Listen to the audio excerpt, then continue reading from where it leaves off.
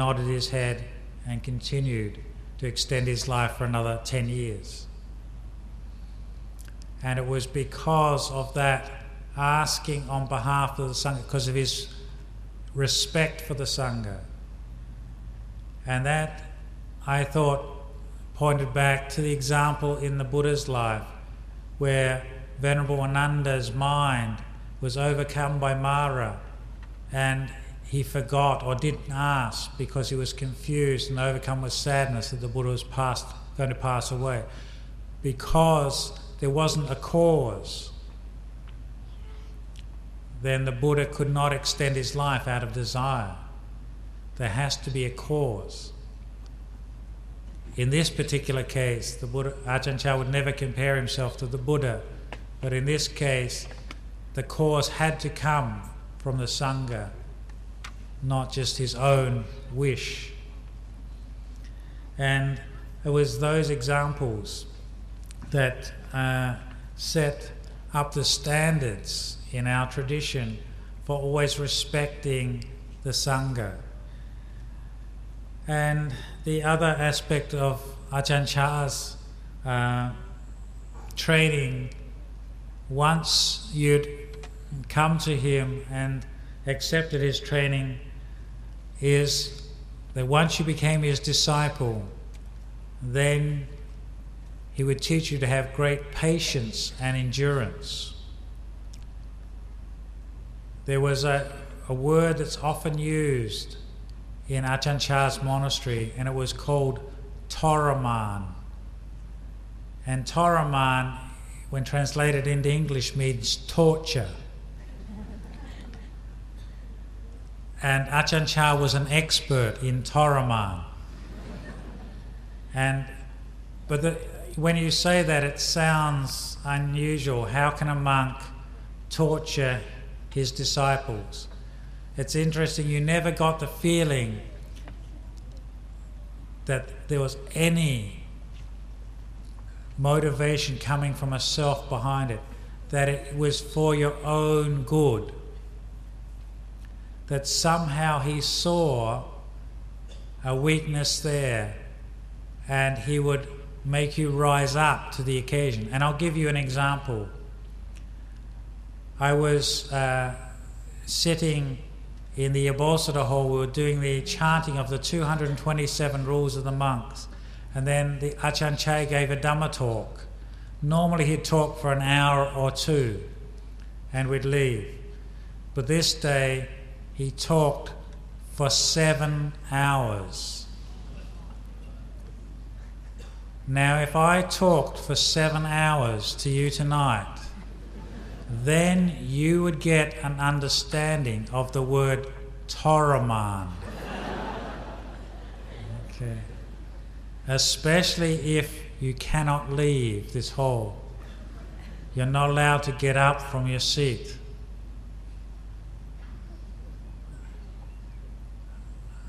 After 1 hour it's inspiring.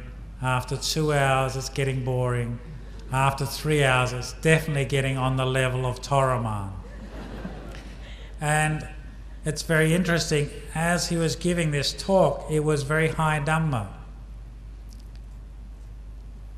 And he would then sometimes, I remember after 5 hours, my knees were screaming.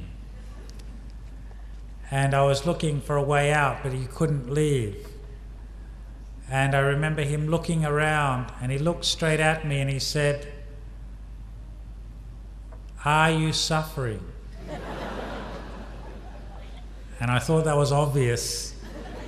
And then he said, "You have to find a way out of suffering in the mind. Don't run away from the suffering."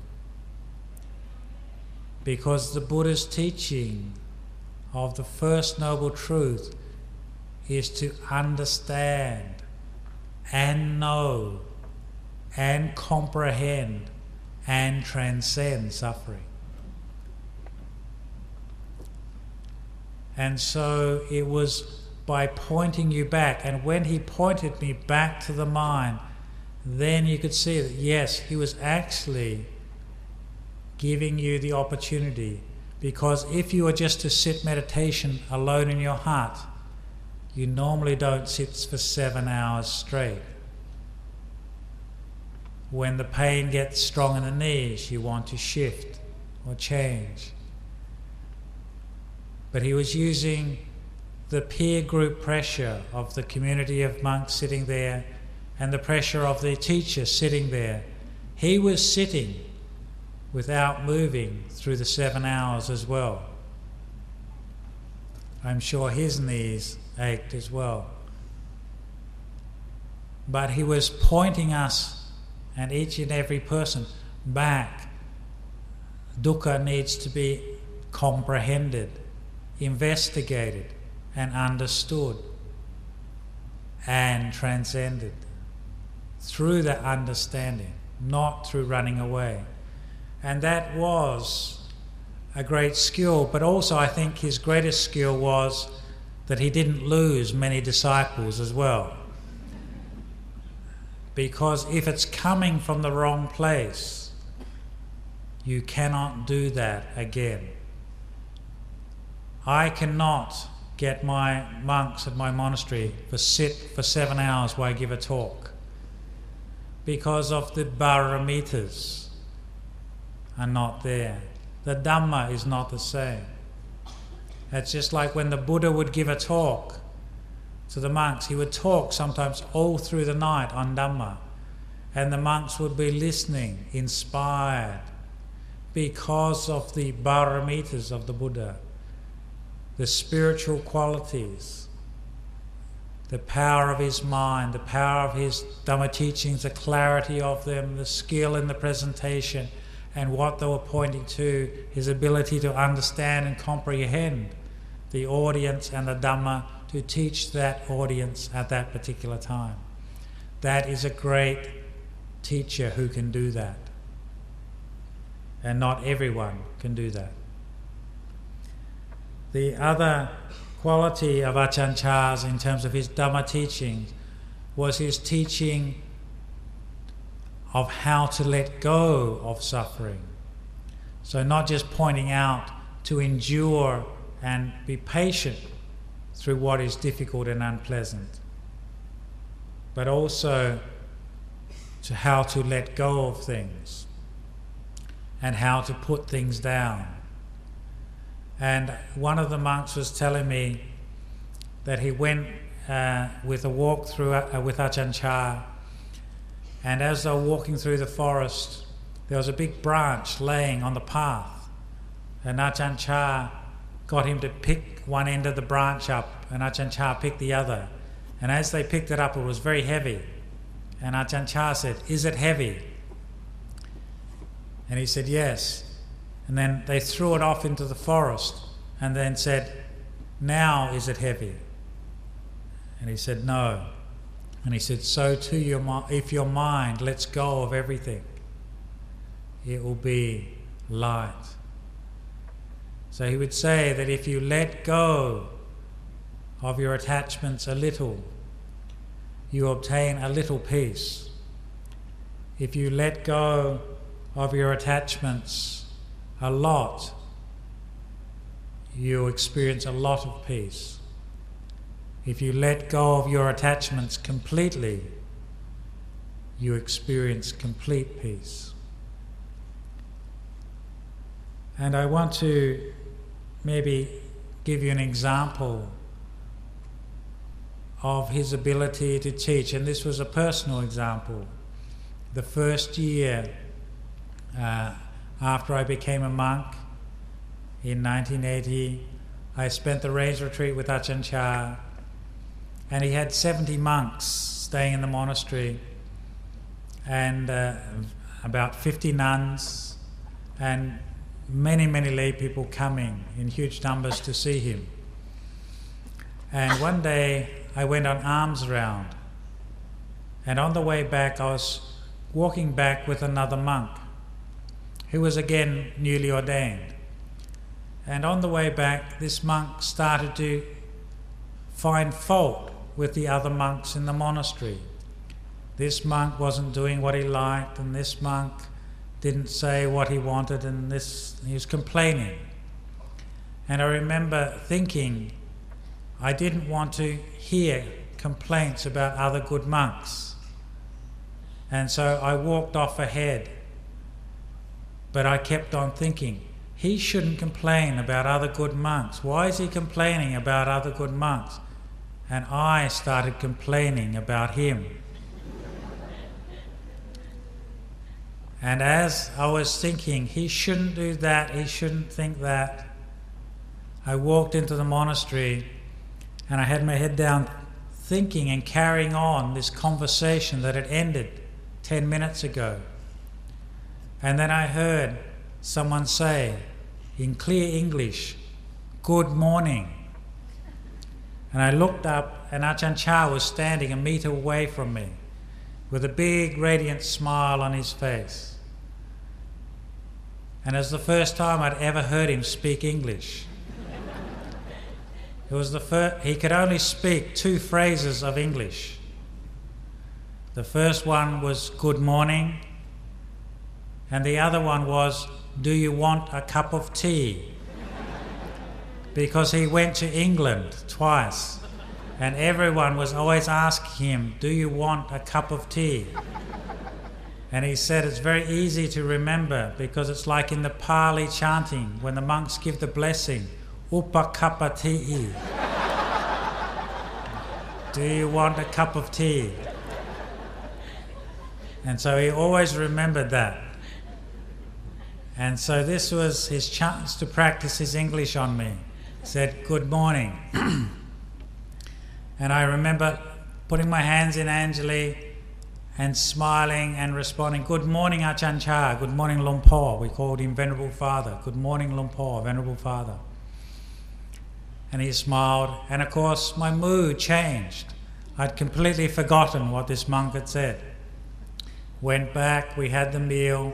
That day I did sitting and walking meditation at my hut, and in the evening I decided to go and visit him because I had learnt as a layman shiatsu, how to do pressure massage, and every now and then I would go to his hut and give him a foot massage, and he found that that was useful. So this day I decided, Ajahn Chah had said good morning to me, I'd go over and give him a foot massage. I went to his hut, and at that time there was about 10 or 15 monks sitting, talking on Dhamma to him and listening to him explain aspects of Dhamma. And he was sitting on a chair like this, a bamboo chair. And so I sat down in front of him on the floor, and he had his legs down, and I started massaging his feet, and he was chatting to the monks. And then they rang the bell.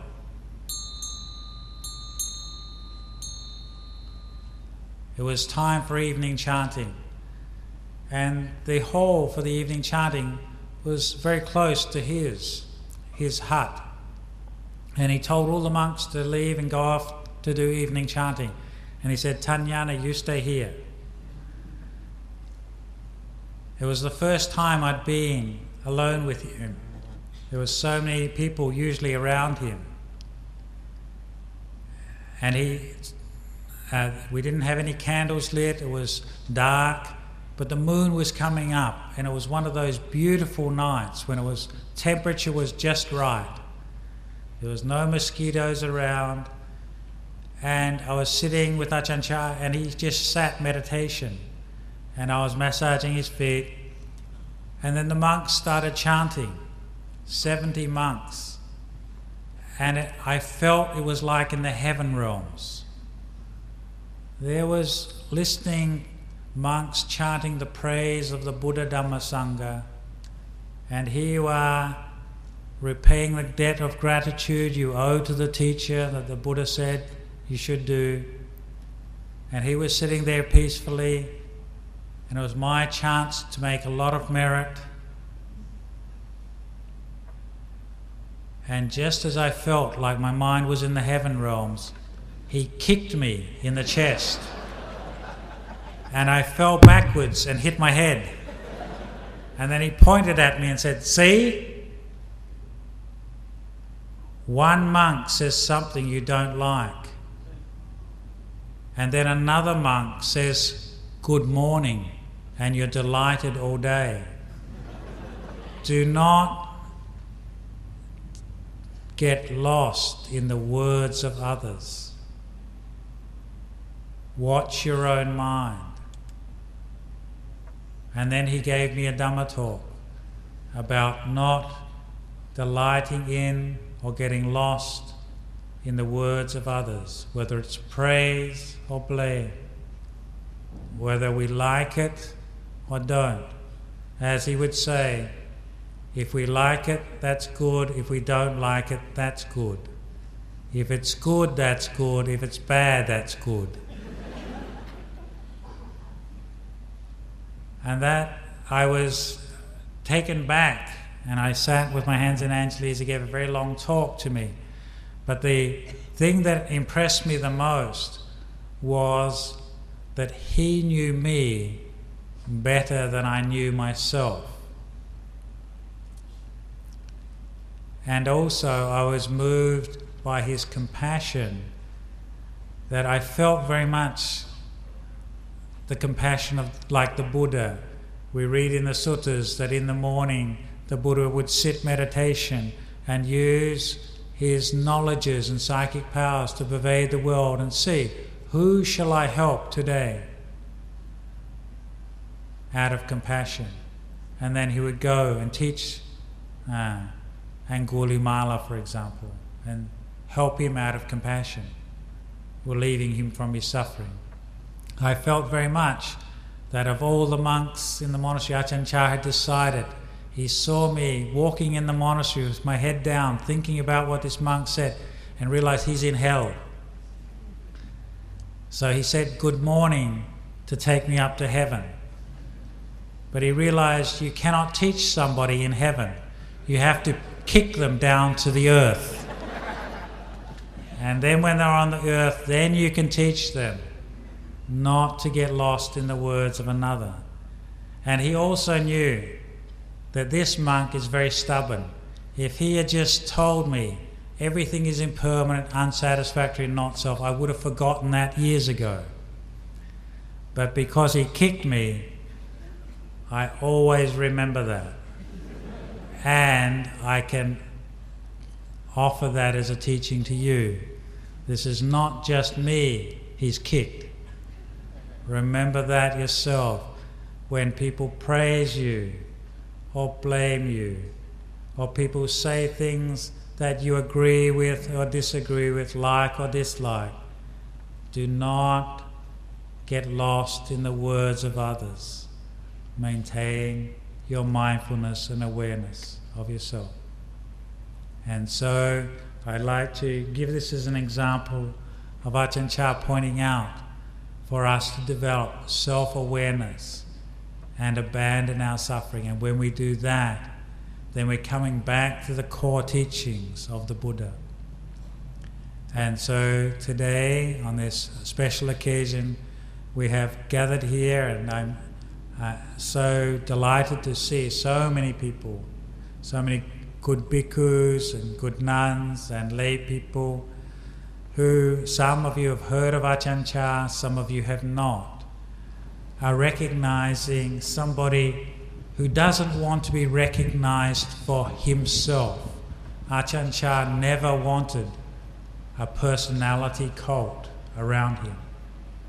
He always wanted us to look to the Buddha Dhamma and to look to the teachings of the Buddha as a way of liberation. To always focus on those fundamental teachings of the Buddha and to apply them and practice them in our own lives, and then we can find the freedom of suffering. So I'd like to end the talk this evening on this point. Sadhu, sadhu, sadhu.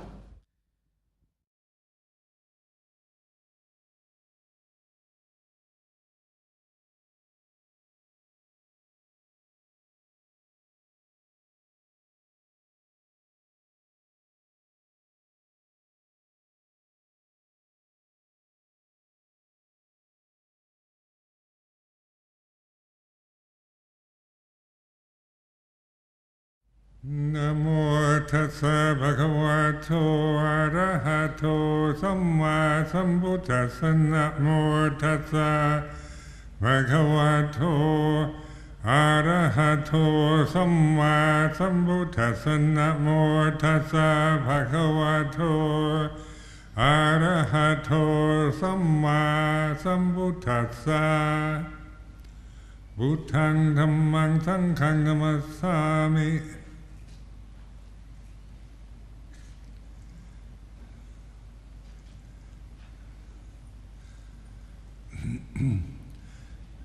So this evening I've been invited to give a Dhamma talk, and I'd like to consider it more like a reflection rather than sometimes they call it a sermon, but it's not really that, because I invite you to really observe, how what I say, how it affects you, so that you're not just thinking or being just a listener to me, but also being aware of how what I say, the sound of my voice or whatever, how it affects you emotionally.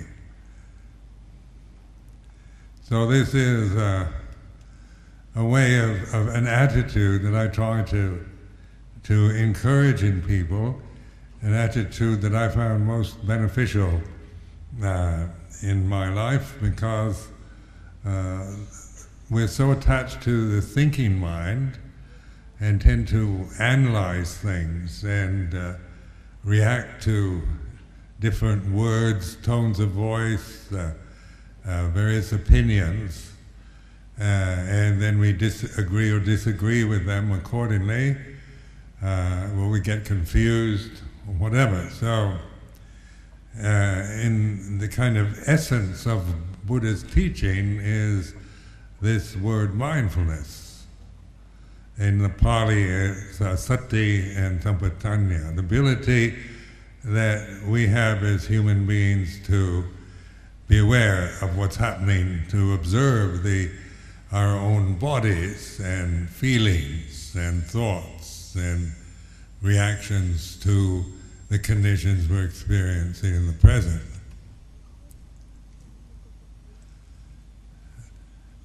Now this is a special day, a memorial remembrance day of one of the great contemporary Buddhist monks in Thailand, Thanajan Cha. And of course this was how he encouraged me when I encountered him nearly 44 years ago in Thailand.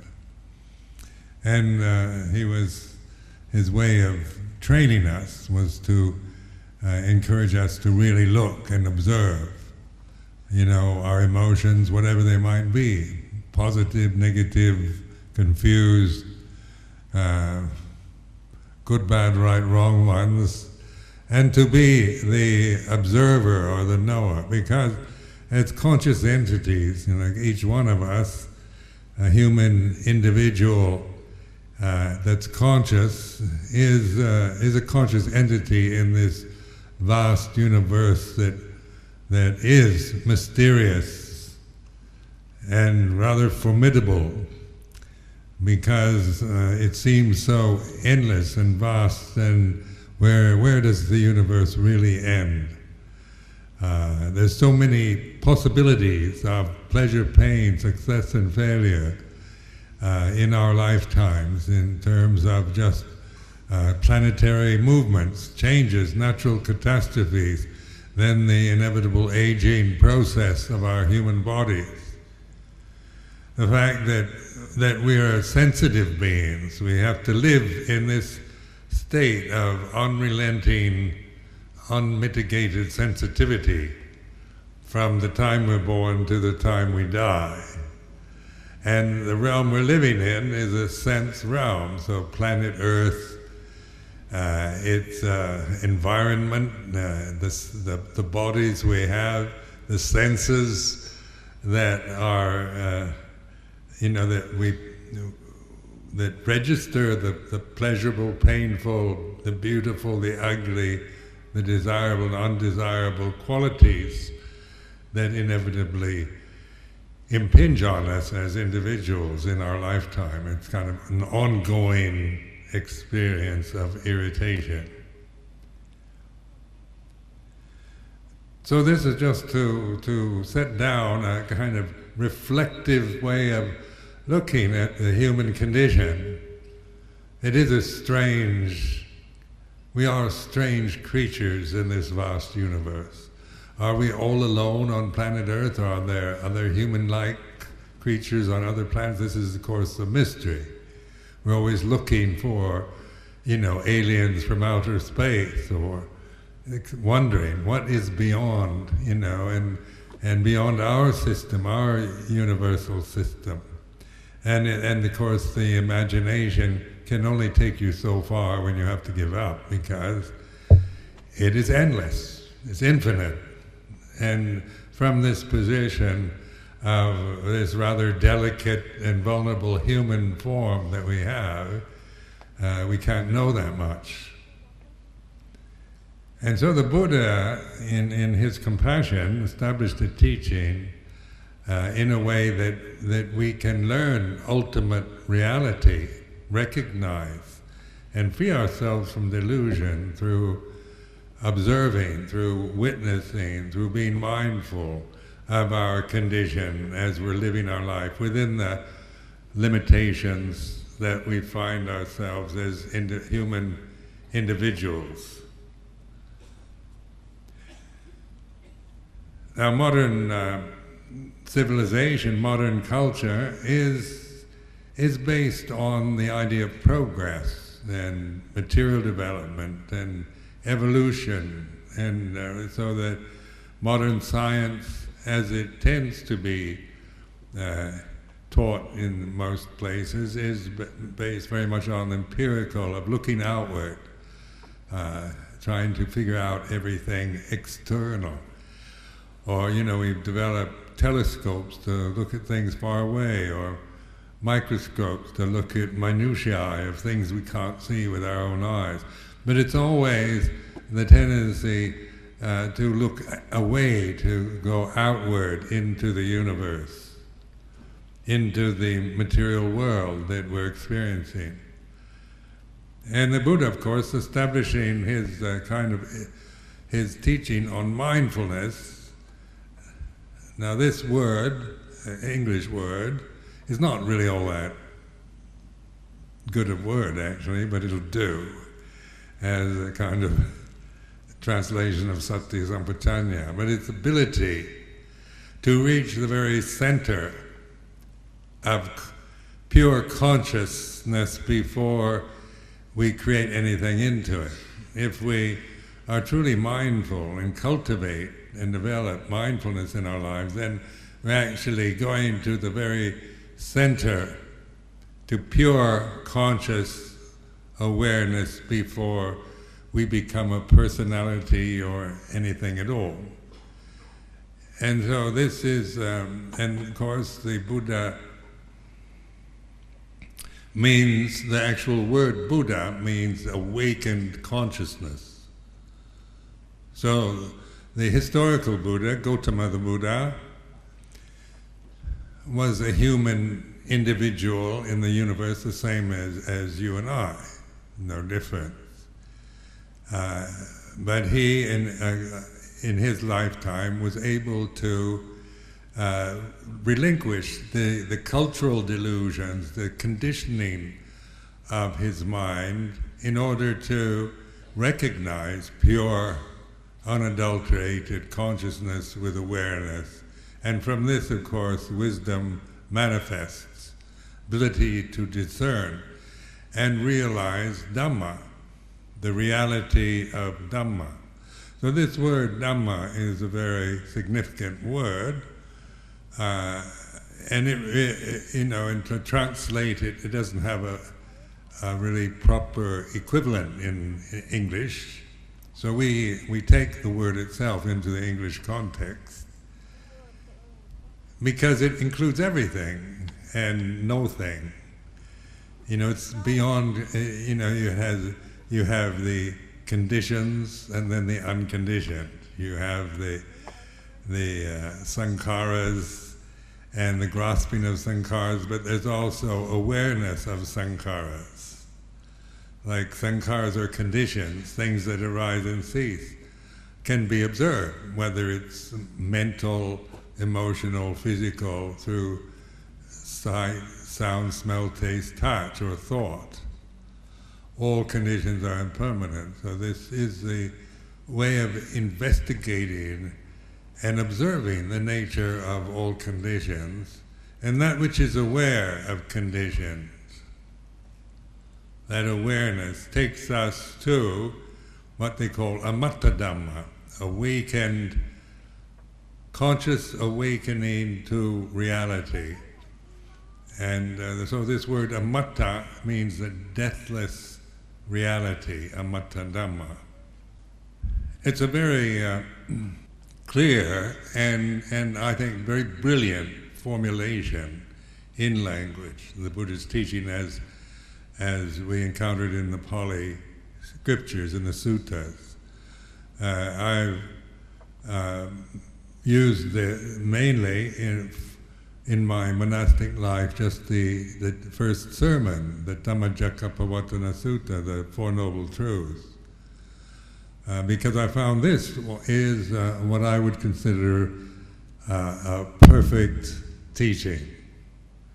It has everything in it you need to know.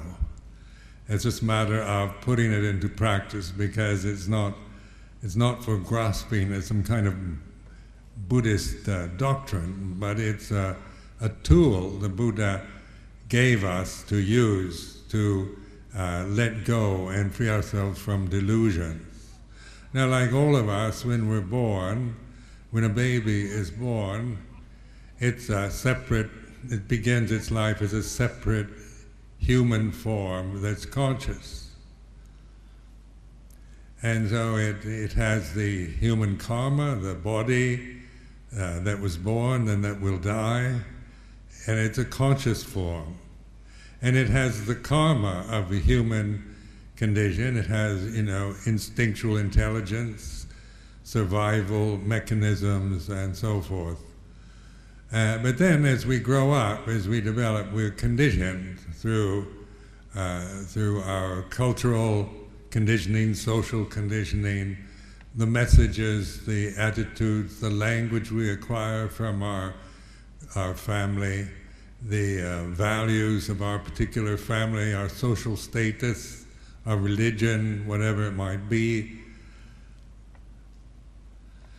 And this is the conditioning process that tends to blind us to ultimate truth, to Dhamma, because the conditioning process tends to be what we cling to.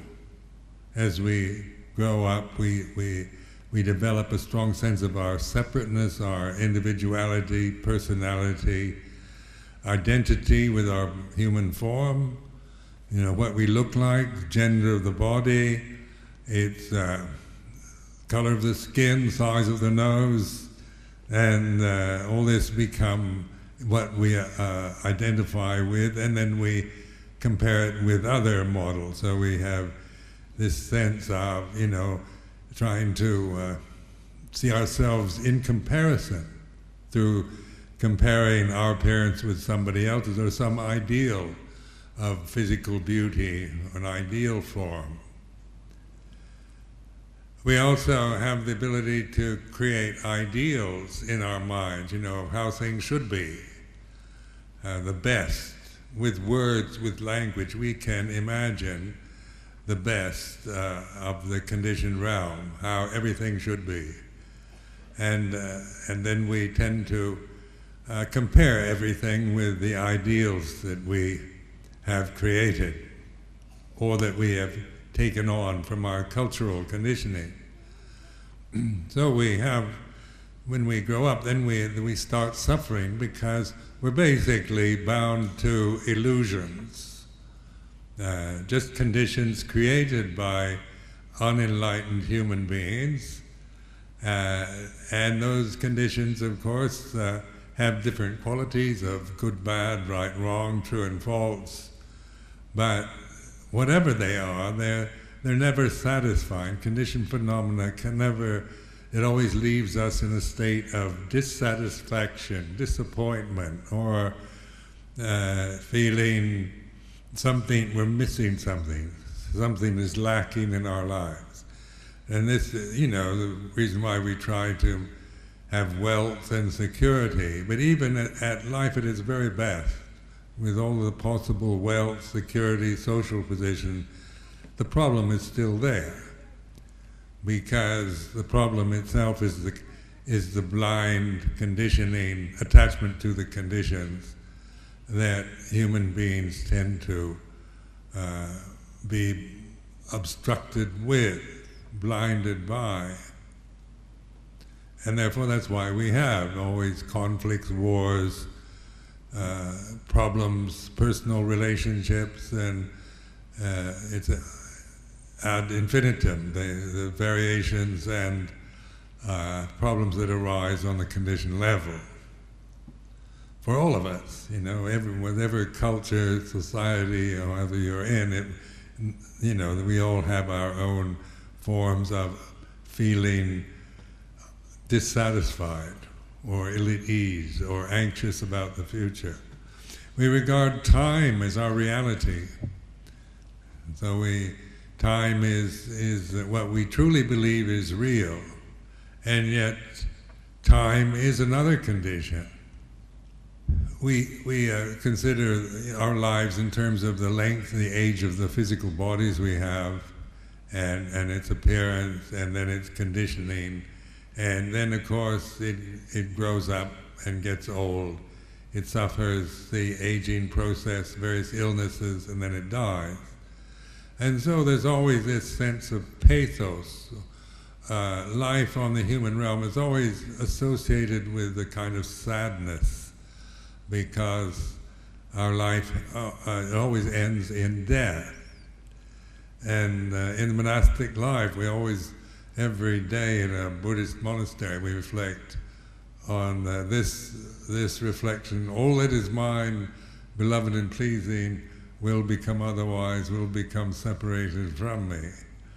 And of course some people might consider this rather a depressing thing to think about, but it is the way it is. It's pointing to what every human individual has to bear with at the end of their lives, as separation and loss. And so the Buddhist meditation is a way of awakening to the real, to the ultimate reality, to Dhamma, to truth, before we die. So Luang Por Chah, one of his phrases was, "Die before you die." And so this could... And of course, if you try to interpret that from a mind that is not very reflective, it doesn't make much sense. But in terms of Dhamma reflection, the death is always the changing conditions. We're dying all the time, really, in various ways, and seeking rebirth through our just being blind and wanting things and not wanting things. But we don't notice it. We strongly associate ourselves with the age of our physical body. So during this time between birth and death is this possibility for enlightenment, for seeing clearly the Dhamma, or the truth. Or I like to put it in English was awake to the real. Because in like in England, for example, sometimes we look like Buddhist monks. We look like to the English layman, like so you're not living in the real world, because we live in a monastery, and it's not the same world that most people have, to bear with in their busy lives. in London and so forth. So they say you don't have to face the real world. So this is, I thought, what is the real world then? And are they living in the real world, or what do we mean? You know, so the real world for most people is their lives, their how much money they make, their families, their social position, paying off their debts, their mortgages, and buying a new car and so forth. The real world, or is the real world not any of that, but this awareness, awaken not to a world but to reality. And so reality then is seen in terms of discerning the difference between conditions and the unconditioned. Be able to observe and discern, which is not an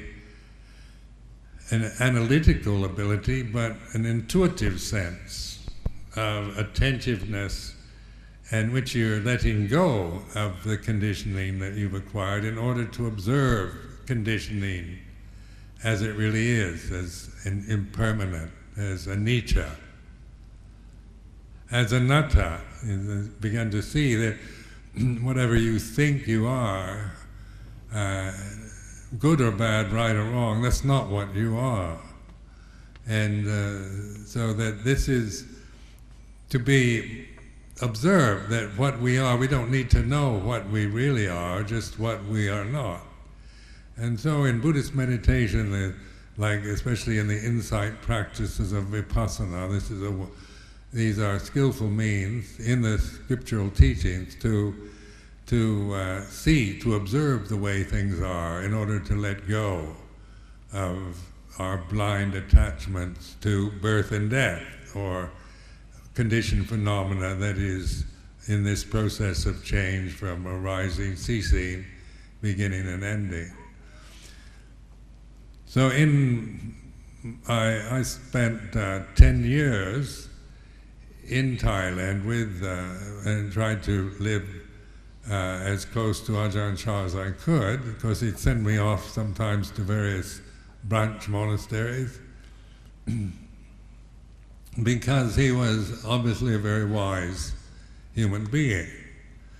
And right from the start, when I first met him, I was quite impressed. And even though we did have, we didn't have a common language to converse with, there's something, you call it intuition or a sense beyond the sense, something in one kind of recognizes something that at the time maybe I didn't quite know what I was recognizing, but a kind of felt sense that this is someone to trust, someone who I would like to live near.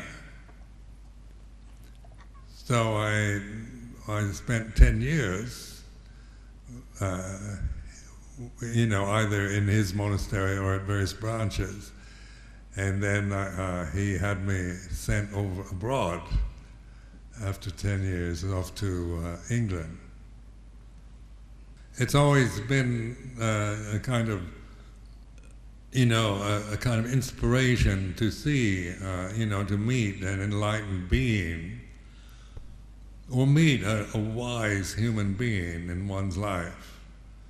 And because I remember when I was entering university, I entered university in 1951. I just turned 17 years old, very naive. And I had such admiration for all the lecturers, professors, and people that had all this learning. And so, I was, hoping to acquire some kind of wisdom and knowledge through being a university student, through these supposedly superior creatures. And of course, didn't take too long to see that wisdom was not really a part of the university system that I encountered. And, people might have acquired a lot of knowledge about various subjects in science, arts, history, language and so forth, but it was an acquired knowledge, something you got from outside yourself, from reading books, from listening to others. So then my interest in meditation began when I, kind of lost interest in that kind of learning and realized that one needed to learn in a different way. And of course, the teaching of the Buddha isn't about acquiring all kinds of knowledge about Buddhism, but in actually letting go, seeing the result of attaching to knowledge that you acquire, opinions that you've acquired or created in your mind, or your own cultural conditioning, blindly assuming and operating from the very biases, prejudices, attitudes of the conditioning process, and the ego, the sense of a self as a separate entity in relationship to everything else. So in Ajahn Chah's emphasis on sati sampajanya was something I really appreciated, because he could bring the actual monastic form, the structure of Vinaya and the form into consciousness to be used, not to just institutionalize us and make us into kind of conventional monks, just like changing costumes, but to actually use conventions for observing, witnessing, reflecting on the experiences that an individual has, living within a monastery, within a disciplined structure, a committed way of surrendering to a moral convention, a system of etiquette and a tradition, and learning to use that experience not for attachment, but for helping. I could see it to help myself to see more clearly, to trust in this awareness and observe within the boundaries and structures of monastic form. And so this was, I think, Luang Por Chah's genius. It made sense out of both the Dhamma Vinaya, and he offered excellent opportunities to develop and cultivate monastic life. So it was through his wisdom and his compassion that I'm still a monk, really, because I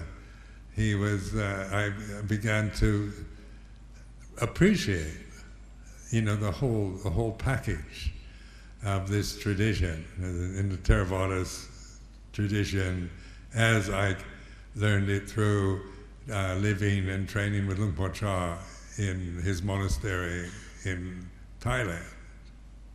Wisdom is, when we use this word, one was expecting, when I was naive and a new university student, I was expecting to find wisdom in a university, and taking courses in philosophy, and we learned all kind of wise sayings and studied the wisdom of others. And so, we could maybe be very clever with our ways of thinking and manipulating our thoughts and intellect to come up with new ideas, new ways of analysis, or just maneuvering through the conditioned realm of thought. But the thinking process itself is an obstruction if grasped as an end in itself. And this the Buddha pointed to in his teaching of letting go of conditioned phenomena. Because, the thinking process is conditioned. our ability to think, in the language. We have, my original language is English, of course, so I mean it's what I think in is this language. And then the thinking process depends on memory, and then it's also influenced by the